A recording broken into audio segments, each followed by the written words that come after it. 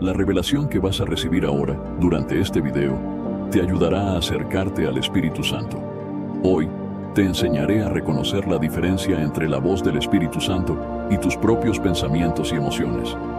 Si eres como yo, entonces seguramente te has encontrado preguntándote, ¿es esto solo mi emoción? ¿Es solo un pensamiento mío? ¿O es el Espíritu Santo hablándome? Desafortunadamente, muchos creyentes enfrentan esta duda, que los deja atrapados en una especie de confusión espiritual. La persona comienza a quedarse atrapada en ciertos pensamientos que pasan por su mente, y esto puede ser muy angustiante. Se encuentra pensando repetidamente, ¿es esto cosa mía? ¿O es el Espíritu Santo? Esta duda crea una sensación de presión y urgencia que no desaparece. Por un lado, no quieres ignorar la voz del Espíritu Santo. Por otro, no quieres hacer algo que Él no te ha pedido. Esto crea una tensión en tu vida espiritual. En este video, quiero mostrarte cómo reconocer la voz del Espíritu Santo en medio de tus propios pensamientos y sentimientos. Cuando aprendemos a diferenciar estas voces, podemos seguir la verdadera orientación divina, sin perdernos en nuestras propias emociones e ideas. Ahora, es muy importante que prestes mucha atención a lo que voy a decirte. Mientras escuchas este mensaje, puedes sentir la tentación de distraerte con algo más divertido. Recuerda, nuestra naturaleza humana busca entretenimiento y distracción. Queremos mantener la mente ocupada para evitar enfrentar al espíritu. Por eso, necesitas comprometerte a decir no a las distracciones y sí al espíritu. No pierdas esta revelación. No ignores las verdades de las Escrituras solo porque algo más interesante ha aparecido. No estoy aquí para entretenerte. Estoy aquí para edificarte, para darte la verdad y ayudarte a crecer espiritualmente. Así que, haz este compromiso ahora. Di no a las distracciones. Resiste el impulso de hacer otra cosa, de escuchar otra cosa, de buscar algo más divertido. Comprométete a decir sí al Espíritu para que puedas recibir esta revelación que, como dije al principio, te ayudará a acercarte a la persona del Espíritu Santo. Vamos a comenzar con Juan capítulo 3. En el versículo 5, Jesús respondió, «Te aseguro que nadie puede entrar en el reino de Dios sin nacer del agua y del Espíritu. Los seres humanos solo pueden reproducir vida humana, pero el Espíritu Santo da a luz vida espiritual. Por lo tanto, no te sorprendas cuando digo que es necesario nacer de nuevo. El viento sopla donde quiere, así como puedes escuchar el viento, pero no sabes de dónde viene ni a dónde va. Así, no puedes explicar cómo las personas nacen del Espíritu». Aquí, Jesús habla sobre el nacimiento espiritual o nacer de nuevo. Es importante entender que escuchar la voz del Espíritu Santo no es una habilidad que adquieres, sino un sentido que necesita ser desarrollado. Cuando naciste, si estabas perfectamente saludable, ya viniste al mundo con la capacidad de ver y escuchar. No fue necesario enseñarte a tener esos sentidos, simplemente naciste con ellos. Sin embargo, fue necesario enseñarte a prestar atención y a usar esos sentidos de manera eficaz. De la misma manera, cuando naces de nuevo por el Espíritu, obtienes la capacidad de escuchar al Espíritu Santo y de ver con ojos espirituales. Esto es parte de la nueva vida en Cristo. Naces espiritualmente equipado para percibir al Espíritu Santo. Jesús dijo, «Mis ovejas oyen mi voz». Esto significa que, si perteneces a Él, ya tienes la capacidad de escuchar al Espíritu Santo. Mi objetivo aquí no es enseñarte a obtener la audición espiritual, sino a discernir lo que ya estás escuchando. Si has nacido de nuevo, ya tienes esa capacidad dentro de ti. Ahora, se trata de aprender a reconocer y diferenciar la voz del Espíritu Santo de tus propios pensamientos y sentimientos. Ahora, es importante que entiendas que no voy a describir detalladamente experiencias personales de escuchar la voz de Dios. Por ejemplo, escuché la voz audible de Dios cuando tenía 7 años, y Él habló de manera muy firme, con un tono masculino y una característica de paz. Sin embargo, si comparto solo mis experiencias, podrías terminar confundiendo tus propias percepciones con las mías, lo cual no es útil.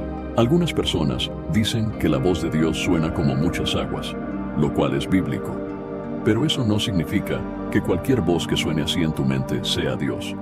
También puedes ver en las Escrituras que la voz de Dios es tranquila y suave, pero eso no significa que Dios nunca hable de forma firme.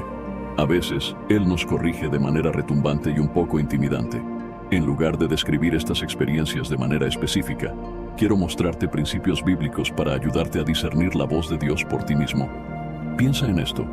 Si eres un oyente regular de este ministerio, reconoces mi voz, incluso sin verme. Sabes que soy yo hablando.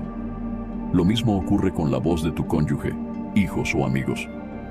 Si te pidiera que describieras su voz, darías algunas características, pero esas descripciones no me ayudarían a identificar su voz en medio de una multitud. Podrías reconocer su voz fácilmente, pero yo no podría identificar su voz solo con base en tus descripciones. De la misma manera, no puedes explicar la visión a alguien que nació ciego, o la audición a alguien que nació sordo. No puedes explicar la voz de Dios a alguien que no lo conoce. Estas cosas son del Espíritu. Por lo tanto, descripciones como masculina, fuerte, suave, tranquila o como muchas aguas son útiles para contar historias de nuestras experiencias con Dios, pero no sirven como base para que todos entiendan la voz de Dios. En lugar de eso, necesitamos mirar a las Escrituras para encontrar principios bíblicos que nos guíen. Entonces, el primer punto es que la voz de Dios es estable y consistente. A diferencia de nuestra propia voz, que puede ser inestable y cambiar según nuestros sentimientos y estados de ánimo. En Isaías capítulo 40, versículo 8, leemos: La hierba se seca y las flores se marchitan, pero la palabra de nuestro Dios permanece para siempre. Esto nos muestra que la forma en que Dios habla es siempre constante. Él nunca dirá una cosa y luego se contradirá. Abordaré esto más adelante cuando hable sobre la palabra de Dios, pero ahora quiero enfocarme en la consistencia de la voz de Dios. Las Escrituras nos preguntan: ¿el Espíritu de Dios es recto? Es decir, ¿puedes hacer que Dios cambie lo que dijo? ¿Puedes hacer que cambie de opinión? ¿Puedes doblarlo a tu voluntad? No. Cuando Dios habla, hay una consistencia y estabilidad en su voz. Por otro lado, nuestros pensamientos y emociones son variables. En algunos días estamos animados, en otros estamos desanimados. A veces estamos enfocados, otras veces estamos distraídos. Cuando es tu propia voz, puedes verte diciendo cosas diferentes y muchas veces contradiciéndote, porque tus estados de ánimo y sentimientos cambian. Cómo te sientes en un día puede ser completamente diferente de cómo te sientes al siguiente. Por lo tanto, la voz de Dios será siempre estable y consistente. No cambia con los vientos de las emociones o de los estados de ánimo. En contraste, nuestra propia voz puede ser inconsistente y contradictoria. Pienso en muchas personas que han venido a mí con ideas para el ministerio. El lunes dicen que fueron llamados a ser apóstoles. El martes a ser profetas. El miércoles sienten que deben iniciar un orfanato. El jueves creen que deben fundar una iglesia. El viernes Dios les dice que comiencen un podcast. El sábado a escribir un libro. Y el domingo Dios cambia de opinión y dice que en realidad no debían escribir el libro, que solo era una prueba. Yo pienso, ¿realmente Dios cambia de opinión tan frecuentemente? Al menos eso parece según algunas personas. Cuando sigues tus propios caminos, eres inconstante, inestable, cambiando de opinión todo el tiempo, sin enfoque ni dirección. No hay impulso ni estabilidad. En contraste, cuando sigues la voz del Espíritu Santo, hay una base sólida sobre la cual puedes construir tu vida espiritual. Obtienes una dirección clara. El camino adelante se vuelve mucho más evidente. Esa estabilidad y claridad son señales de que estás escuchando la voz del Espíritu Santo. Él no cambia de opinión de una hora para otra. Su orientación es consistente y firme, diferente de nuestros pensamientos, que pueden variar según nuestros estados de ánimo y emociones. Seguir la voz del Espíritu Santo proporciona una base fuerte y una dirección definida para tu vida espiritual. No confío en mi capacidad de escuchar al Espíritu Santo, sino en su habilidad para comunicarse conmigo. Dios puede hacer cualquier cosa, así que, por supuesto, Él podrá comunicarse claramente conmigo. Solo necesito estar dispuesto a escuchar su instrucción. Entonces, el primer punto es que la voz de Dios es estable y consistente, mientras que nuestra propia voz es inestable e inconsistente. El segundo punto es que la voz de Dios guía, mientras que nuestra voz nos empuja. Pero es importante mencionar que a veces Dios habla con urgencia. Hay excepciones a esta regla, pero generalmente este es el principio. Por ejemplo, si estás en peligro inmediato, Dios puede hablar con urgencia. Una vez estaba conduciendo a casa tarde por la noche después de predicar y sentí un fuerte impulso del Espíritu Santo diciendo: «Detén el coche». Interpreté eso como una instrucción urgente para detenerme y quedarme parado. Entonces me detuve en el semáforo y me quedé allí pensando por qué me dijo que me detuviera. De repente, un coche sin luces encendidas pasó a gran velocidad por la intersección. Si no hubiera escuchado la voz del Espíritu Santo, me habría involucrado en un accidente. No sé si habría sido fatal o solo un susto, pero de cualquier manera, el Espíritu Santo me impidió ser herido. Este es un ejemplo de cómo el Espíritu Santo puede hablar con urgencia en situaciones de peligro. Si estás en pecado, la voz de Dios puede tener un tono muy pesado e incisivo. El salmista escribió: «Tu mano pesaba fuertemente sobre mí, como si mi fuerza se evaporara». Cuando estamos viviendo en pecado o comprometidos, el Espíritu Santo nos hace sentir el peso de ese error. Por lo tanto, cuando se trata de pecado y convicción, el Espíritu Santo nos empuja hacia el arrepentimiento y las acciones que necesitamos tomar inmediatamente.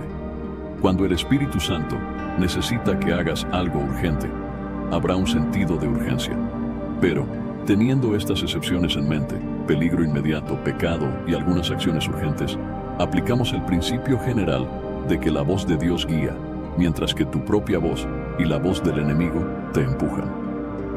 En el Salmo capítulo 23, versículo 2, está escrito: «Él me hace descansar en pastos verdes, me lleva junto a aguas tranquilas». Eso es lo que hace Dios. Él guía, Él no fuerza. Él guía, Él no empuja. El diablo, generalmente hablando, empuja. La carne empuja. El Espíritu Santo guía. Claro, Él es firme, estable y persistente, pero no insistente. Y hay una diferencia importante aquí. Persistencia es consistencia. Él hablará consistentemente sobre algo. Insistencia, sin embargo, es una manera de hablar impulsiva y basada en el miedo. El Espíritu Santo no habla impulsivamente. Puedes identificar qué espíritu está guiando tu vida observando si siempre estás envuelto en alguna emoción tensa. Por ejemplo, si escuchas una predicación, lees un libro o ves un video y eso crea una agitación o angustia en tu espíritu, esa emoción tensa y paranoica generalmente no es de Dios. Aquellos que son guiados por el Espíritu tienen una estabilidad en ellos. Tienen una confianza tranquila. En las Escrituras vemos que Jesús huyó, enseñó, comió, lloró y caminó, pero nunca corrió, porque Él nunca estaba atrasado. Jesús caminaba en el tiempo perfecto de Dios, con una calma y paz. No estoy hablando de personalidad, ya que hay personas que son naturalmente más agitadas, y eso es normal. Estoy hablando del Espíritu, de una confianza y estabilidad interna. Incluso yo, a veces puedo parecer dramático, especialmente cuando predico, y eso es parte de quien soy. Pero, en mi espíritu, hay una confianza tranquila y recogida. Entonces, la voz de Dios te guía, mientras que el enemigo y tu propia voz a menudo te empujan y presionan. Muchos creyentes se quedan atrapados en esta angustia, paranoia y miedo constantes, y eso no es de Dios. Si siempre estás sintiendo esa presión, debes saber que la verdadera voz de Dios trae paz y dirección, no ansiedad y confusión. Número 3. La voz de Dios siempre se alineará con su palabra. En contraste, nuestra voz a veces contradice la palabra de Dios. Números capítulo 23, versículo 19 dice: Dios no es hombre para que mienta, ni hijo de hombre. Era primavera en Jerusalén, la época en que los reyes normalmente salían a la guerra, pero David, el gran rey de Israel, decidió quedarse. Esta decisión aparentemente simple desencadenaría una serie de eventos que cambiarían el curso de la historia. Una tarde, mientras paseaba por la terraza de su palacio, David vio algo que le dejó sin aliento. Una mujer de extraordinaria belleza se bañaba. Su nombre era Betsabé, esposa de Urías, uno de los mejores soldados del rey. Pero esta información no fue suficiente para detener el deseo que se encendió en el corazón de David. Llevado por la lujuria, el rey envió mensajeros para traerla. Aquella noche cometió adulterio con Betsabé, un acto que duró solo unas horas, pero cuyas consecuencias se extenderían por generaciones. Semanas después, la noticia llegó al palacio. Betsabé estaba embarazada. El pánico se apoderó de David. Él, que era conocido por su integridad y devoción a Dios, ahora se enfrentaba a un escándalo que podría destruir su reputación y su reinado. Desesperado por encubrir su pecado, David ideó un plan. Llamó a Urías de vuelta de la guerra, esperando que durmiera con su esposa y así asumiera la paternidad del niño. Pero Urías, en su integridad, se negó a disfrutar del confort del hogar, mientras sus compañeros luchaban en el campo de batalla. La negativa de Urías puso a David en una situación aún más desesperada. Fue entonces cuando el rey tomó una decisión terrible que mancharía para siempre su historia. Envió a Urías de vuelta a la batalla con una orden sellada para el general Joab. Pongan a Urías en la línea del frente, donde el combate es más violento. Luego retírense, dejándolo solo para que sea herido y muera. El plan funcionó. Urías, el valiente soldado, el marido fiel, murió en el campo de batalla, víctima no del enemigo, sino de la traición de su propio rey. David, creyendo que había resuelto el problema, rápidamente se casó con Betsabé. Este episodio nos muestra cómo incluso los más devotos pueden caer en tentación cuando bajan la guardia. David, el gran guerrero, el salmista inspirado, el rey elegido por Dios, sucumbió al pecado en un momento de debilidad. Su historia sirve como una advertencia para todos nosotros sobre los peligros de la complacencia y el abuso de poder. Pero lo más impactante quizás sea la rapidez con que un pecado llevó a otro.